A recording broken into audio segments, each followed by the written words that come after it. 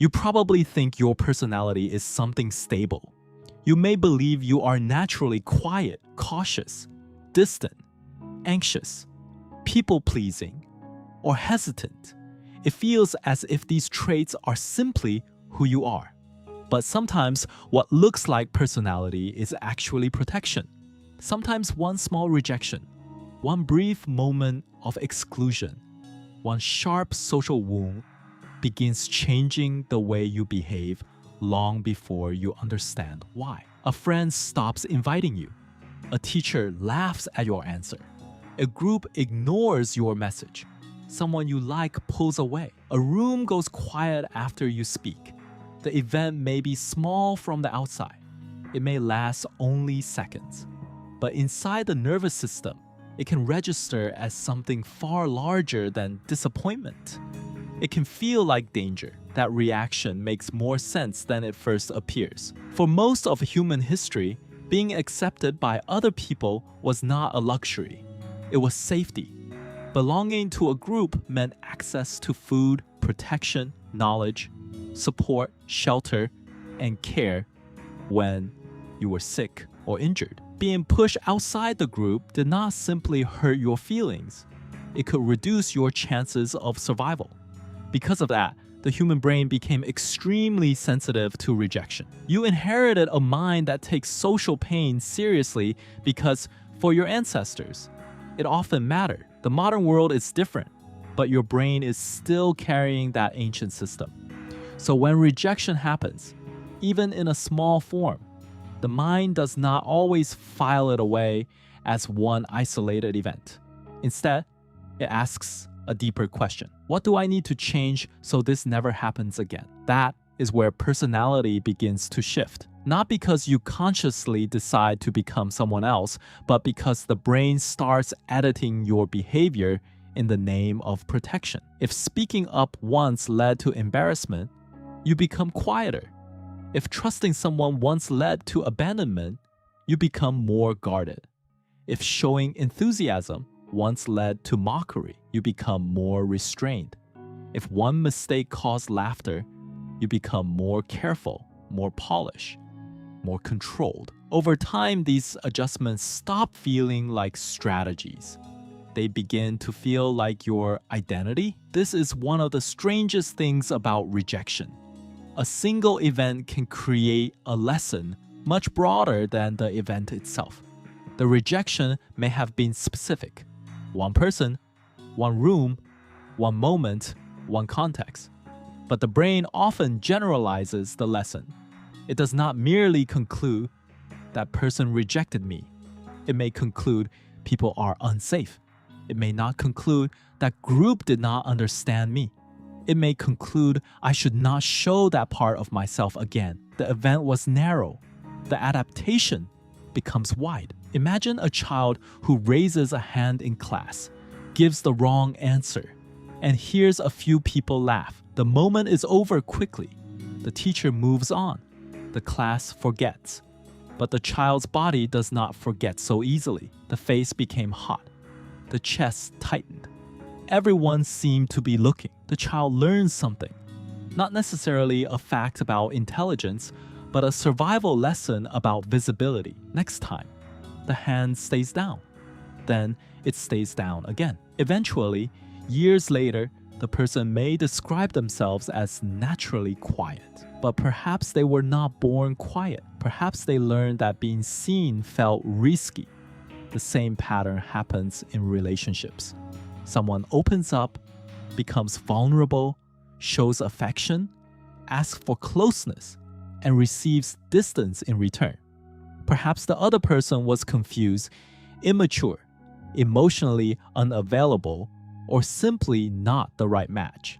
But the nervous system does not always preserve those nuances. It often stores the event in a simpler form. Vulnerability led to pain. Openness led to rejection.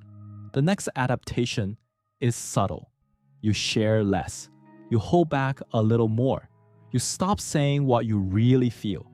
Eventually, you may believe you are simply independent, private, or hard to read. But part of that personality may be a scar that learned to speak for you. This is how rejection reshapes behavior. It changes your predictions. The brain is a prediction machine. It is constantly trying to guess what will happen next and protect you from known threats. Once rejection becomes part of its map, the brain starts scanning for signs that it could happen again. A delayed message feels loaded. A neutral face looks cold. A quiet room feels suspicious. A small change in tone becomes a warning signal. You become more alert, more interpretive, more cautious. Not because you are irrational, but because the brain is trying to detect danger earlier next time. The cost is that vigilance changes the self. A person who once moved freely may begin rehearsing every sentence. A person who once trusts easily may start doubting everyone's intentions. A person who once showed excitement may become understated and restrained. A person who once felt socially at ease may begin monitoring their expressions, words, body language, and timing. The adaptation feels intelligent because it promises protection, but it also narrows you. This is why small rejections can have such lasting power. They do not always break you dramatically. Often they sculpt you quietly. A great deal of what people call personality is really repetition. If you repeat one defensive behavior often enough, it becomes familiar. If it becomes familiar, it becomes automatic. If it becomes automatic, it feels natural. You stop saying, I stay quiet because I am protecting myself. You start saying, I am just not a talkative person. You stop saying, I avoid intimacy because closeness once hurt me. You start saying, I am just not emotional. You stop saying, I overthink because I am trying to avoid being rejected again. You start saying, I am just an anxious person. Sometimes those descriptions are partly true. Temperament matters. Biology matters. But life experience matters too. And rejection can leave fingerprints all over the personality without announcing itself. One reason this happens is that social pain overlaps with systems in the brain that process physical pain. Rejection is not merely an idea. It is felt. It lands in the body. The brain treats exclusion as significant because exclusion once threatened connection, and connection once protected life. That is why a small rejection can feel oddly disproportionate. You know logically that a person not replying or a group not inviting you is not a life or death event. But another part of you reacts as though something important is at stake. In a sense, it is. What is at stake is your sense of belonging, your expectation of safety with others, and your image of who you are in the social world. The brain wants to restore safety quickly. One way it does that is by changing your behavior so you fit better, take fewer risks, and create fewer opportunities for rejection. This can produce people-pleasing. You begin shaping yourself around what others seem to want. You become easier, quieter, funnier, cooler, more agreeable, less demanding, less expressive. You smooth off the parts of yourself that seem costly. And because this often earns short-term acceptance, the strategy gets reinforced. People may like you more. Conflict may reduce.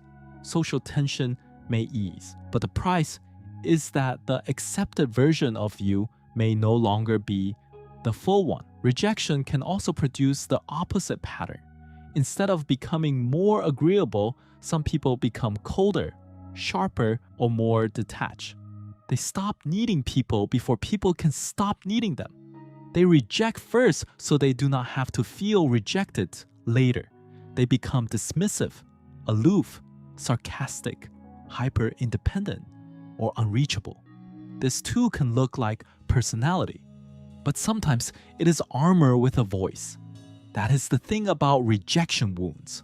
They do not produce one universal reaction. Different people adapt differently depending on temperament, age, environment, and the meaning they gave the event. One person becomes quiet, another becomes charming. One becomes funny before anyone can laugh at them. Another becomes invisible. One becomes perfect to avoid criticism. Another stops trying to avoid the shame of failing. But all of these may be responses to the same underlying fear.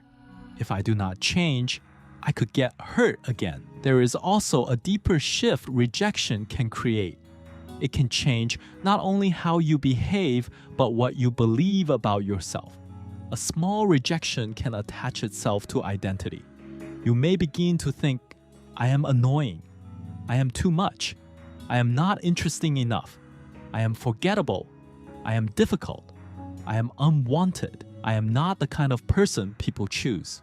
Once the mind forms those beliefs, it starts using them as filters.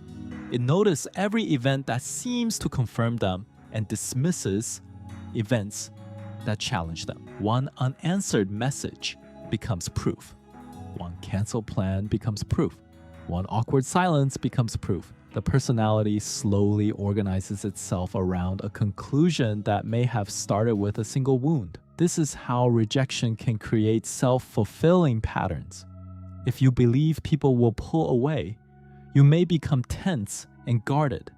That tension makes connection harder. If you believe you are unlikable, you may overcompensate or withdraw. Both can distort the interaction. If you expect criticism, you may become defensive before any criticism exists. The original rejection changes your behavior, and the changed behavior can shape future outcomes. Then the brain says, see, I was right. But often it is not seeing fate.